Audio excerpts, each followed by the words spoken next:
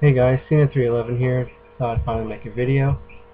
I'm just going to give my thoughts on just about anything UFC, WWE, MMA in general.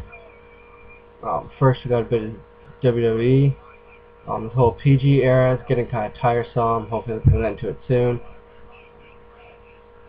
Just the whole lack of real fake violence. You never know when there's going to be a weapon introduced. You might go outside and grab a chair, come in, and start using it. It's not allowed anymore. Vince doesn't even let them bleed anymore. So hopefully they get rid of that soon and start doing a bit more TV violence again and using some weapons in that again. And as for a couple other things, Cena versus Rock at this year's WrestleMania. Hopefully they don't do typical Super Cena bullshit where Cena gets his ass kicked the whole match. Then the last couple minutes of the match, gets a bit of offense in, hits the FU, or attitude adjustment as it's called now, and pins Rock for the win. Hope that doesn't happen. I'm hoping for a really good, decent match between the two of them. Both got great mic skills, great ring skills. So hopefully it'll be a decent match. Cause I'm a Cena fan myself, but I'm getting kind of sick of this whole Super Cena bullshit. As for Orton versus Christian, that itself is also getting really tiresome. They keep doing this Orton versus Christian. It's just about every pay-per-view for the World Heavyweight title. They keep doing this. I don't know why they didn't just keep the belt on Christian in the first place. It would have made a lot more sense. Maybe get Vince to gain some trust in Christian to bring in some money. Have the fans on the side as the champ. Maybe bring in a bit of extra cash as the champion instead of just Cena Orton all the time. So hopefully, if Christian doesn't win the belt at Money in the Bank, hopefully that's it for those two, and we get Orton to go on to face somebody else for a little bit, and Christian has to do whatever. As for basic MMA, I don't know if any of you know of the promotion called Bellator Fighting Championships.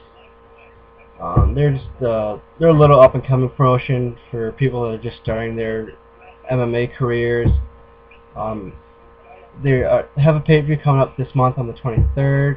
It's actually going to be at Casino-Rama. So I've got getting a couple tickets to that. Me and a friend are going. As one of the guys we know, Jason Sago, is fighting on the card. He's currently 2-0. He's going to go 3-0. So hopefully there'll be some good fights. Don't really know too much about the rest of that card, as I don't really know a whole lot about that promotion. As I said, I just know the one guy who just recently got signed onto that promotion, so he's got his first fight with them at their upcoming pay-per-view at Casino-Rama. As for UFC, next pay-per-view would be 133, Evans versus Ortiz. It's originally scheduled to be a light heavyweight title championship match between John Jones and Rashad Evans. But John Jones had to pull out due to a torn ligament in his right hand, which he went to have surgery on. So Tito Ortiz was then offered to step up and face Rashad Evans.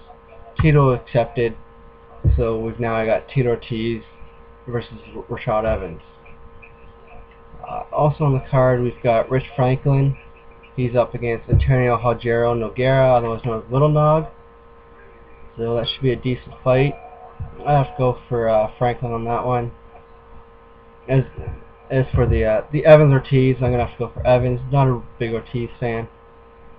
Also, we've got in the middleweight, we've got Vitor Belfort versus Yoshihiro Akiyama. Should be a good fight in that one. I'm gonna go for Belfort. In the welterweight division, we've got Rory McDonald, his first fight since beating Nate Diaz unanimous in Toronto. He's going up against Mike Pyle. So I'm also going to have to go for Rory. Fellow Canadian, got to go for him. He had a great fight in Toronto as well.